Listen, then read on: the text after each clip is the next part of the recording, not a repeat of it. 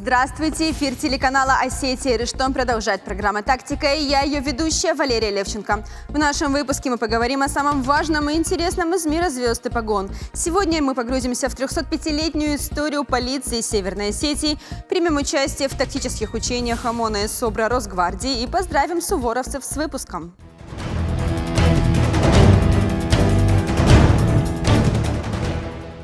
ОМОН и СОБР Росгвардии провели боевые учения. О том, как готовятся наши бойцы и какое оружие используют, смотрите в нашем материале.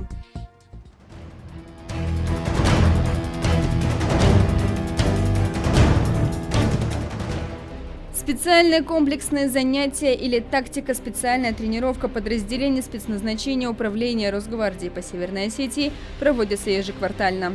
Бойцы в штатном режиме сдают нормативы по выполнению различных практических и тактических задач. В условиях, максимально приближенным к боевым, спецназовцы оттачивают действия штурмовых групп в рукопашном бою с использованием оружия.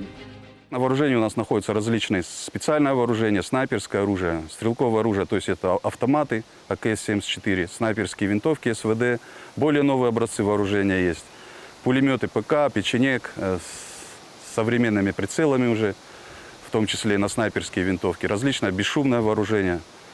В общем, спектр оружия для выполнения различных абсолютно задач, потому что специфика задач может быть, опять же, как я уже говорил, в различных условиях. Это могут быть большие пространства, поле, это может быть городская застройка, это может быть специальная операция, где необходима стрельба на коротких расстояниях. Поэтому отрабатываются различные варианты владения навыками из различного оружия. Стрельба из пулемета Калашникова. Задача – поразить цели как можно точнее. Упор сидя, короткая перебежка, упор лежа, а дальше в движении. Вес ПКМ от 7,5 до 15,5 килограммов, в зависимости от снаряжения. Патроны настоящие, не холостые, но для бойцов ОМОНа и СОБРа пулемет не весит ничего, когда речь идет о жизни и здоровье.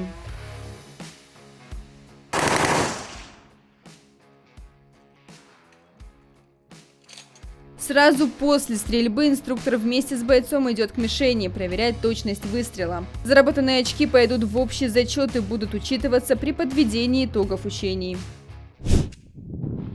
Внимание!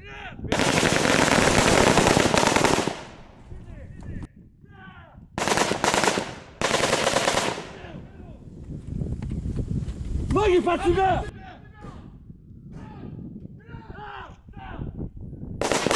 Отрабатывают здесь и освобождение заложников с задержанием предполагаемого преступника. Маски-шоу, как говорят в народе, по времени заняли не больше минуты, но это время тоже идет в общий зачет бойцов. Очень большой спектр занятий. Это тактика, специальная подготовка. Естественно, это физическая подготовка, топография, инженерная подготовка сотрудников. Очень большое значение имеет также для каждого сотрудника подготовка по медицине, медицинская подготовка, то есть это оказание первой помощи раненым. Топографическая подготовка, как я уже сказал, и ряд других дисциплин. И снова стрельбище. Ребята поражают цели из винтовок, автоматов и РПГ. На этот раз патроны холостые. Так, на всякий случай. Попасть в цели, затем в шарики вдалеке. По команде инструктора ОМОНовцы начинают стрелять.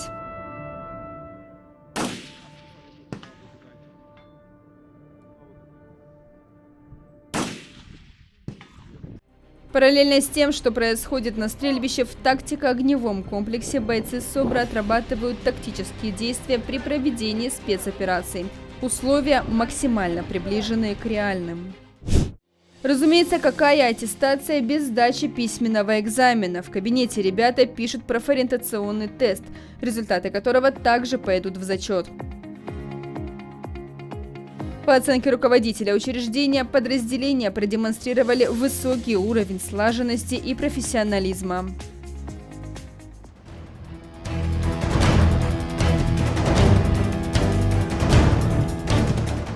Казак на службе горит и без службы тухнет, так говорят в народе.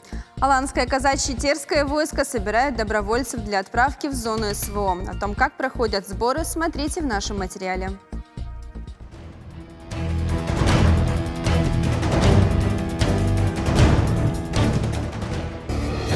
Есть такая профессия – родину защищать. Именно с такими мыслями доброволец Руслан Тменов собирается на боевое слаживание с последующей отправкой в зону СВО. Признается, не может равнодушно оставаться в стороне, как будто ничего не происходит и его это не касается. Я одно утро проснулся и решил, что поеду. Все. Там, других решений у меня не было. Я хочу что-то после себя оставить. Первое время всячески пытались отговорить, а сейчас уже как-то нормально к этому относятся. Может, даже гордятся. На боевое слаживание для дальнейшей отправки в зону СВО из Северной Осетии отправилось около 100 казаков-добровольцев разных возрастов. После прохождения курса молодого бойца казаки в составе батальона «Кавказ» присоединятся к бригаде «Терек».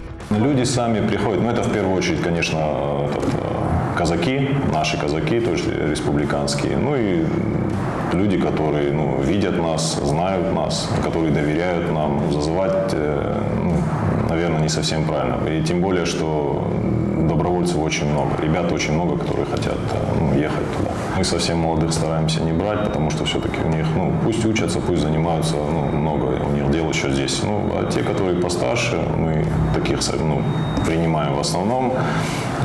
И все-таки возрастные ограничения тоже у нас есть, это до 60 лет.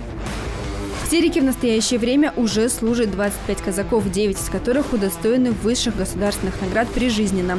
Среди них 1 орден мужества и 8 медалей за отвагу.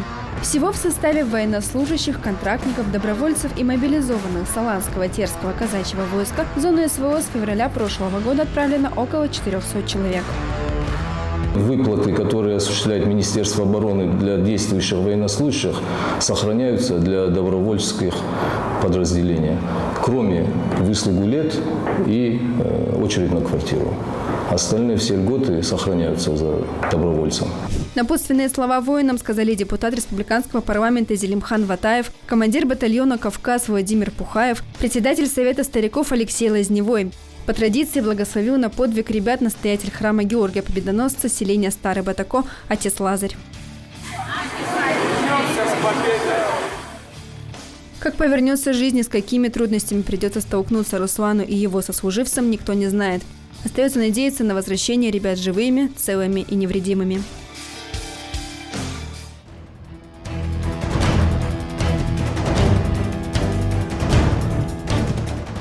Вот уже 305 лет полиция Северной Осетии стоит на страже порядка и справедливости. 5 июня структура отмечала свой день рождения. О создании структуры и трехвековой истории работы республиканской полиции смотрите в нашем материале.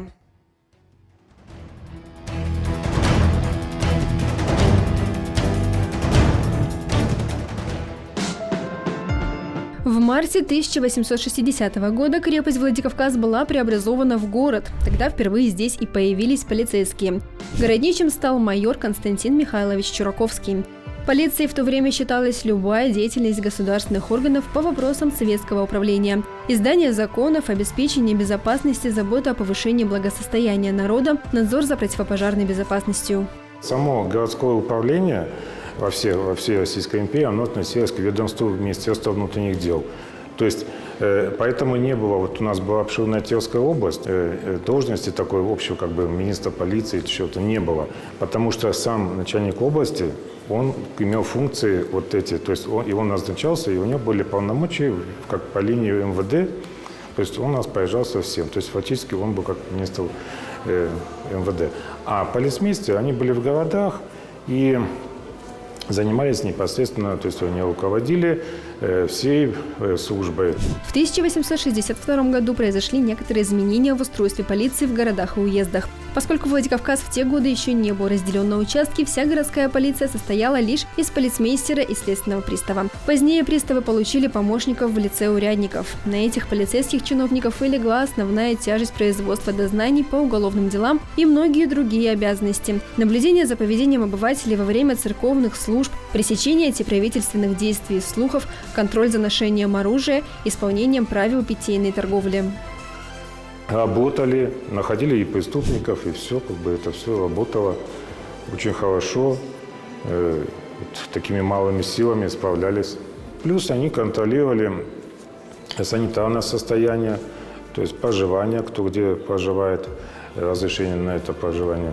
В начале 20 века российский уголовный розыск признавался одним из лучших в мире, поскольку использовал в своей практике новейшие методики. В то время, когда на Западе фотографию и дактилоскопию спецслужбы только осваивали, российская полиция уже имела в своем распоряжении более 2 миллионов фотографий и 3 миллионов дактилокарт. Полиция всегда совершенствовалась. То есть, когда пришло ее фотографирование, тогда стали фотографировать сразу преступников, стали карточки, ну, как и сейчас тоже, отпечатки пальцев снимали. Вот это занимались все, сыскной отдел. Это все совершенствовалось. То есть рассылались, допустим, кто-то там в розыске, рассылаются по всем полицейским управлениям ориентировки, вот эти карточки с фотографиями. То есть это все следили. Весь штат городской полиции в начале 20 века по нынешним меркам был очень мал. Так, на 1904 год он состоял из полицмейстера, его помощника, письмоводителя, 3 приставов, 3 их помощников и 91 городового. И это на 53 тысячи жителей. В спокойное время они справлялись со своими обязанностями, но в случае даже малых волнений и беспорядков полицейских не хватало. По этой причине приходилось призывать на помощь войска. 11 марта 1917 года было опубликовано постановление Временного правительства об упразднении Департамента полиции и об учреждении Временного управления по делам общественной полиции и обеспечению имущественной безопасности граждан, после которого полиция России юридически прекратила свое существование. Постановлениями Временного правительства об утверждении милиции и временном положении милиции, изданными 17 апреля 1917 года, учреждается народная милиция. Она объявляется исполнительным органом государственной власти на местах, состоящих в непосредственном ведении земских и городских общественных управлений. В 1946 году НКВД СССР был переименован в МВД СССР. В 1968 году Министерство охраны общественного порядка Советского Союза было вновь преобразовано в Министерство внутренних дел. 2 сотрудника милиции, несущие патрульно-постовую службу по охране общественного порядка уже в новых микрорайонах, которые были построены в городе Орджоникидзе. После распада Советского Союза в декабре 1991 года все органы, учреждения и организации МВД СССР на территории России были переведены под юрисдикцию страны. В основные функции милиции входили обеспечение безопасности личности и общественного порядка, охрана собственности, предупреждение и пресечение преступлений и административных правонарушений, раскрытие некоторых видов преступлений и розыск лиц. В 2010 году российские власти признали, что в милиции нужны кардинальные реформы. Экс-президент Дмитрий Медведев предложил законопроект о полиции, имеющий статус федерального закона с 1 марта 2011 года. Сегодня в ряды полиции Северной Осетии вступает огромное число молодых людей. Большинство из них получило хорошую закалку в вооруженных силах. Они достойно несут вахту по обеспечению общественного порядка и перенимают опыт своих старших товарищей. Работник полиции воплощает в себе высокую культуру, достоинство и благородство, самоотверженность, отвагу, готовность по первому зову прийти к людям на помощь. Все, как и 305 лет назад.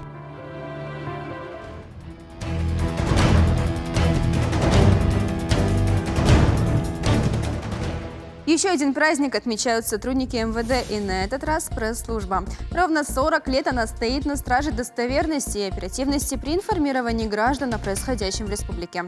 О работе наших коллег смотрите в следующем материале.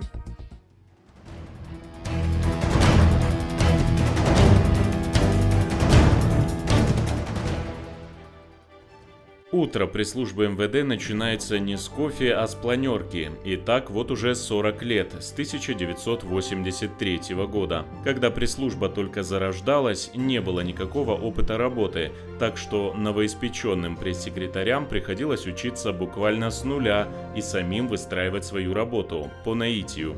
Небольшим, состоящим всего из 5 человек, но сплоченным, помнит отдел информации и общественных связей Алла Ахполова, почетный сотрудник МВД РФ, человек, на глазах которого пресс-служба и зародилась. Считается основоположником вообще отдела информации и общественных связей является полковник Заурбек Дзарахохов. Это при нем сначала было создано отделение, а потом целый отдел.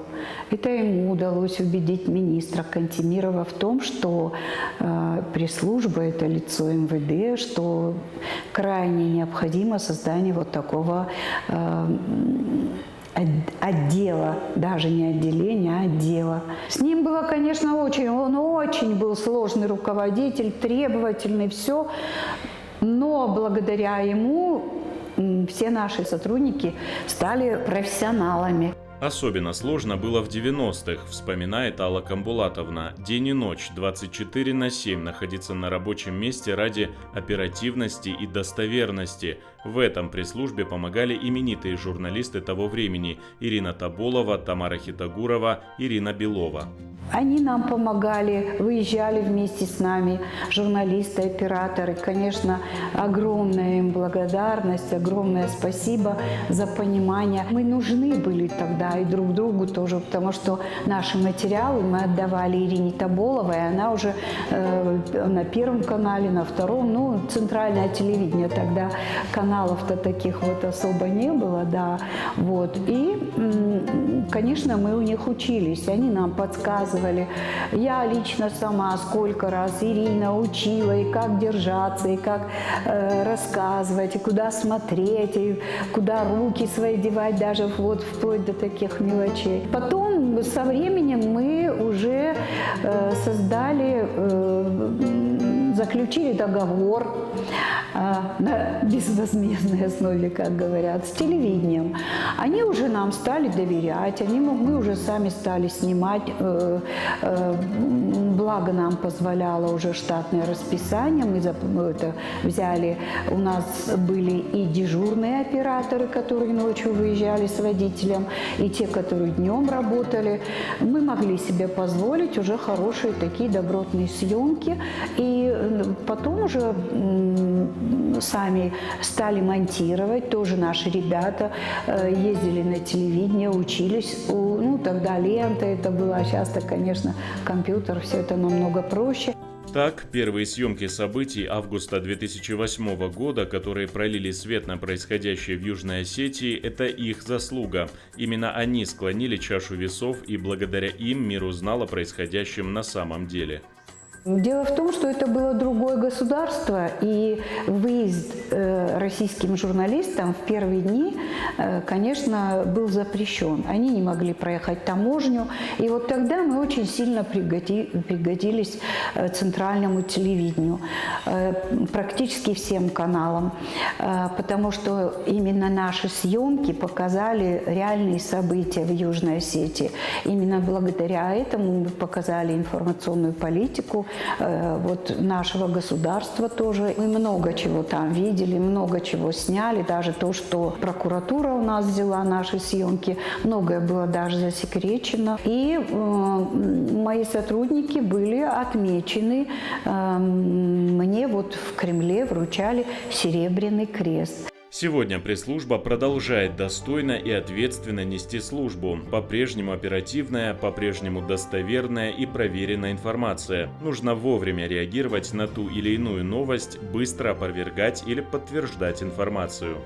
Одним из основных принципов деятельности пресс-службы МВД Республики является максимальная открытость и оперативность как для представителей СМИ, так и для населения республики. Наш отдел охватывает различные сферы деятельности МВД Республики. Нами освещается деятельность практически всех подразделений МВД. Большая работа проводится по профилактике преступлений и правонарушений. Учитывая то, что за последние годы участились случаи мошенничеств с использованием мобильных телефонов, в сети интернет. Нами совместно со всеми подразделениями проводится масштабная работа по профилактике предупреждения населения данного рода преступлений. В Музее истории МВД собраны уникальные архивные кадры. Чтобы собрать и отретушировать фотографии, а также смонтировать видео, сотруднику пресс-службы Заурбеку Цеову потребовалось 6 лет.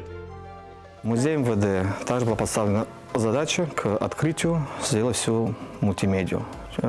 Там много залов, каждый зал, соответственно, своей эпохи идет, и там должно быть на экране, значит, видео соответствующей тематики. Скажем, зал военной славы. На потолке установлены 5 проекторов, на котором должны отображаться одно и то же видео. Все должно быть в хорошем качестве. И длина коридора около 11, то ли 12 метров. И это все должно быть, то есть с одного края летит самолет, он должен через 5 проекторов пролететь до конца. Плюс там есть стена с инфографикой, где представлены герои Советского Союза как Южной Осетии, так и Северной Осетии. Соответственно, нужно было красиво все это оформить с их данными, фамилиями, отчество, за что, где воевал, в общем, дата рождения, дата смерти и какие они подвиги совершали. Еще одно достижение Заурбека – мемориальный комплекс Барбашово-Поле. 43 тысячи отретушированных фотографий героев войны, 13-часовой видеоролик, который круглосуточно транслируется на большом экране. Барбашово-Поле была конкретно, задача ставилась о том, чтобы анимировать фотографии, которые не все поместились на баннерах в бессмертном полку. Мне, значит, на протяжении 2 месяцев прислали фотографий, даже 3 месяцев. Всего было, значит, 43 тысячи фотографий, и без фотографий было также 92 тысячи фамилий, имя, у кого фотографий нету. Были фотографии плохого качества, приходилось осматривать, редактировать, плюс, чтобы не было ни повторов, чтобы, если даже есть повторы, выбрать наиболее лучшее качество, чтобы они были все под один формат проекта. Ровно 40 лет круглосуточной работы, и все ради одного – защиты населения от информационных войн, дезинформации. 40 лет на страже порядка и безопасности.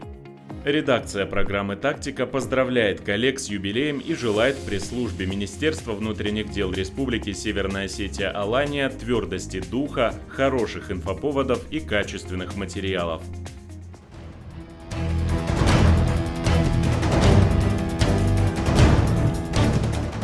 Плох тот ученик, что не мечтает. О выпускном в Северокавказском Суворовском военном училище состоялся выпуск.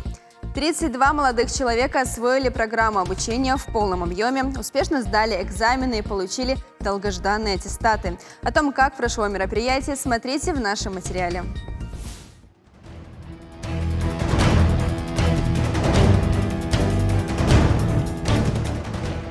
7 лет строжайшей дисциплины, учеба не покладая рук, и вот она, долгожданная взрослая жизнь. 32 суворовца в последний раз строевым шагом прошлись по ставшему уже родным плацу. Считанные минуты, и они больше не будут мальчишками-кадетами, а станут по-настоящему взрослыми. Надеемся, что они очень достойно, очень правильно, очень красиво представят как наше училище, нашу землю, свою семью и все то, что они должны представлять. На самом деле, пускай у них все получится. 9 золотых медалистов, 10 кандидатов в мастера спорта и 14 обладателей значка ГТО. В этом году Северокавказское Суворовское военное училище может гордиться своими выпускниками. Ребята показали отличные результаты. Сармат Дряев сегодня один из виновников торжества. Парень единственный в семье, кто решил связать свою жизнь с военным делом. Поступить в училище ему когда-то предложила мама, и за все время обучения он ни разу не пожалел о своем решении. Чувство гордости за то, что я окончил данное училище. Я буду двигаться в новую взрослую жизнь, буду поступать в военный вуз, дальше идти по стези военного. Хочу и там закончить училище с золотой медалью и выпуститься грамотным, квалифицированным офицером. Дальше служить Родине. С праздником выпускников пришли поздравить родители, братья и сестры, друзья, все те, чей покой в будущем придется оберегать суворовцам. С речью выступил перед выпускниками и начальник Северокавказского Суворовского военного училища Руслан Давитов. Дорогие выпускники, ваша судьба быть лучшим. Я убежден, что ваше талантливое поколение изменит этот мир, сделает его лучше. Мы верим в вас и хотим гордиться вами. Вы наша надежда, наше будущее. Сейчас перед ребятами стоит выбор – продолжить карьеру военного или поступить в гражданский университет. По словам руководства училища, почти 98% ребят выбирают путь военного и продолжают обучение в вузах Министерства обороны страны. Но об этом они подумают завтра, ведь сегодня праздник у ребят, сегодня будут бросать вверх фуражки и монеты. Денежный дождь символизирует блестящую будущую карьеру молодых офицеров.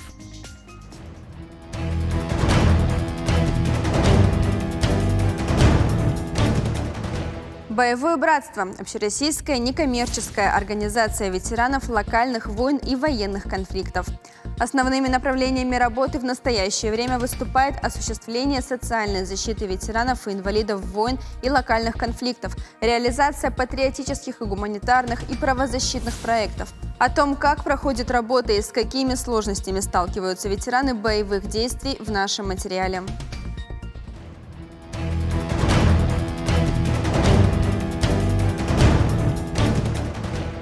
Всероссийское общественное движение ветеранов локальных войн и военных конфликтов «Боевое братство» было образовано 26 декабря 1997 года. Движение «Боевое братство» встало на защиту интересов свыше 2 миллионов человек, как ветеранов, инвалидов боевых действий, участвовавших в 35 локальных военных конфликтах на территориях 19 стран мира, так и членов семей погибших.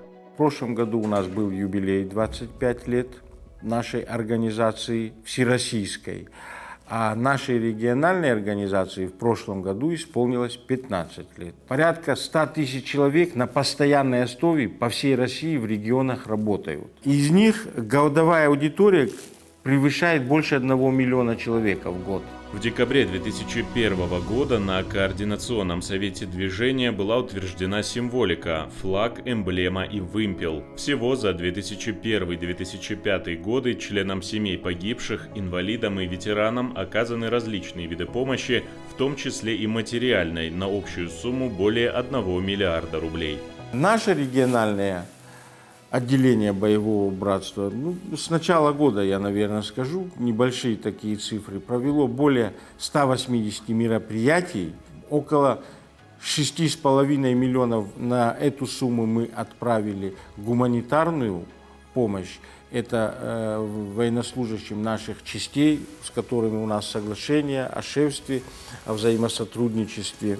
Основными направлениями работы в настоящее время выступает осуществление социальной защиты ветеранов и инвалидов войн и локальных конфликтов, реализация патриотических, гуманитарных и правозащитных проектов. Мероприятия проводим различного характера из различных направлений. Это мемориальные турниры в школах. Это один из проектов, который в этом году согласовали, и Минобр его одобрил. Тропа боевого братства – это наподобие нашей старой советской игры «Зорница», где дети будут проходить полосу препятствий, палатку собирать. В настоящее время организация объединяет более 90 тысяч человек. Отделения созданы в 85 субъектах Российской Федерации и в городе Байконур. Действует 951 местное и 623 первичных отделения. Финансирование организации осуществляется при помощи неравнодушных граждан. Мы не бюджетная организация, абсолютно деньги нам никто не выделяет. Живем за счет взносов, которые сами же собираем. Мизерные суммы, их категорически не хватает. Но благодаря нашим коллегам, многим организациям, которые безвозмездно помогают, и в том числе и финансами. Ежегодно члены организации проводят несколько тысяч военно-спортивных и мемориальных мероприятий, в том числе направленных на осуществление патриотического воспитания молодежи. Братство также отправляет гуманитарную помощь бойцам в зону специальной военной операции.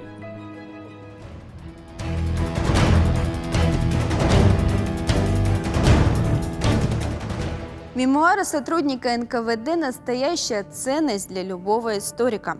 Наш следующий материал посвящен бывшему военному комиссару, начальнику политотдела 33-го пограничного полка НКВД СССР Павлу Трофимовичу Качанову. Дочь и внуки героя хранят у себя уникальные документы предка героя о жизни и службе участника Великой Отечественной войны, награжденного Орденом Красного Знамени, Орденом Отечественной войны второй степени, Орденом Красной Звезды и еще многими другими медалями и наградами. Смотрите в нашем материале.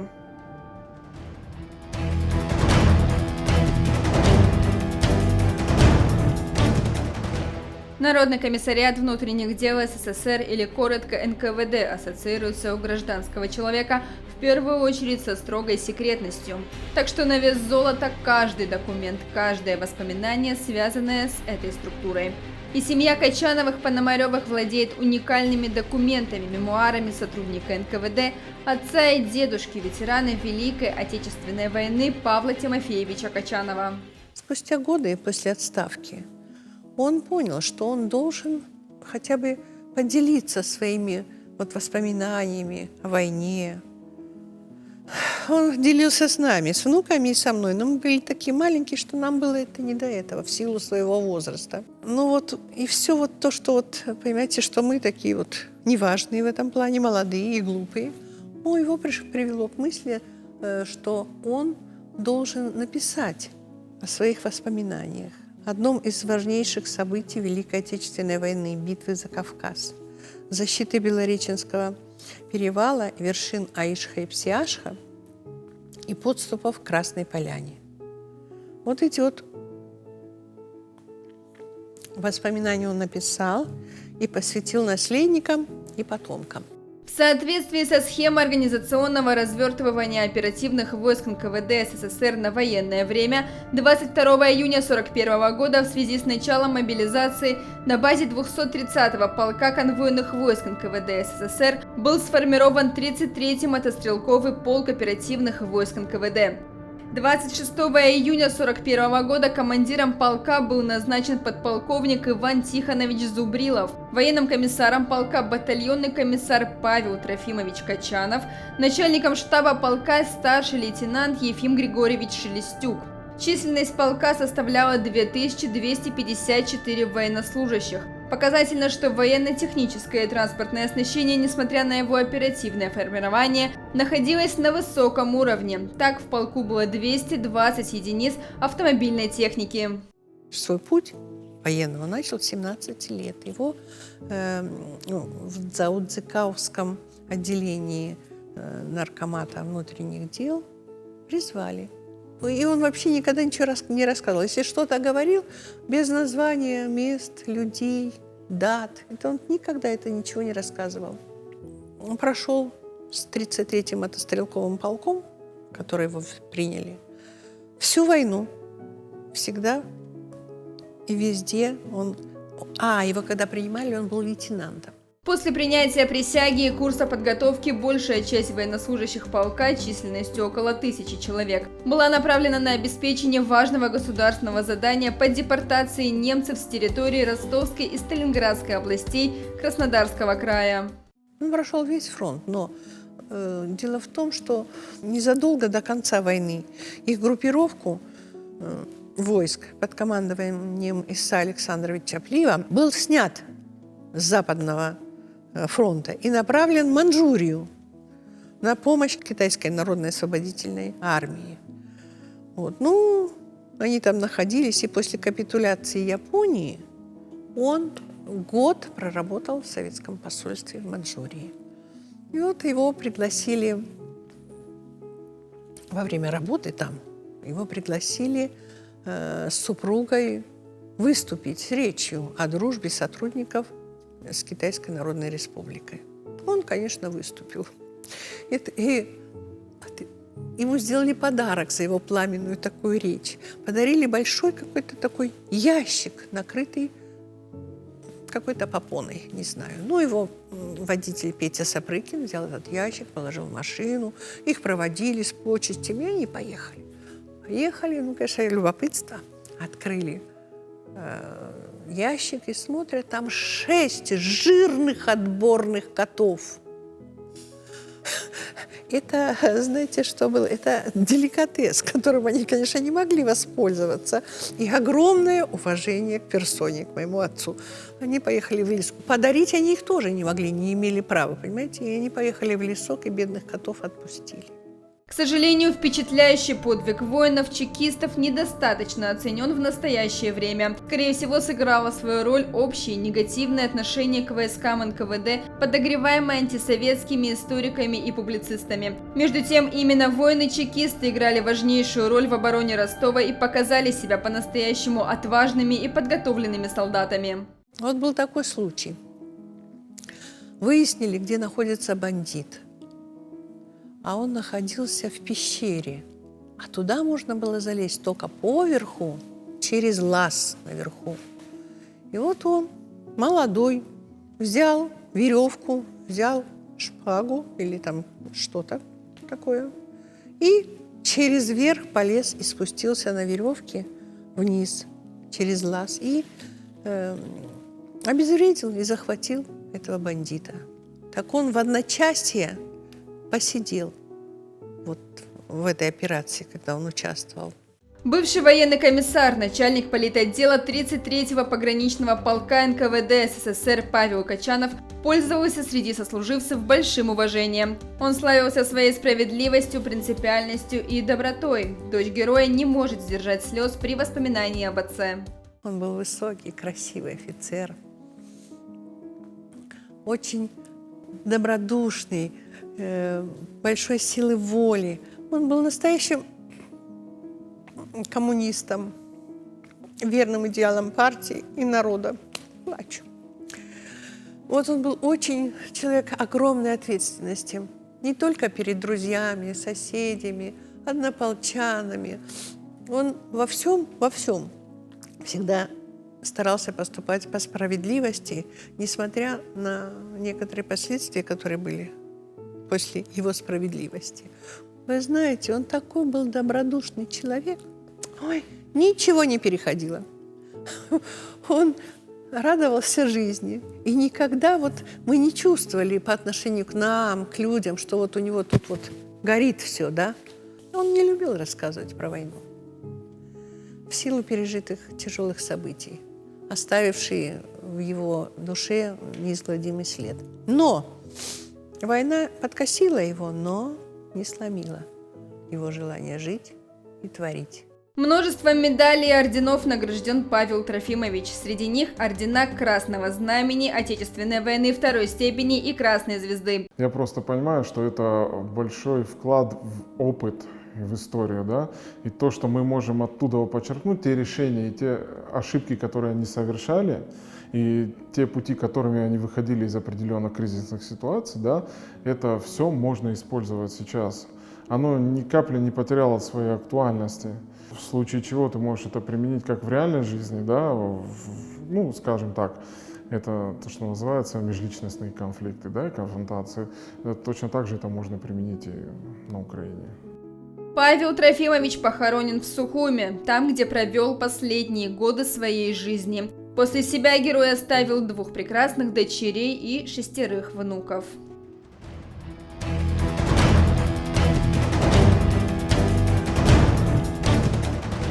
На сегодня все. С вами была ведущая Валерия Левченко и программа «Тактика». До встречи!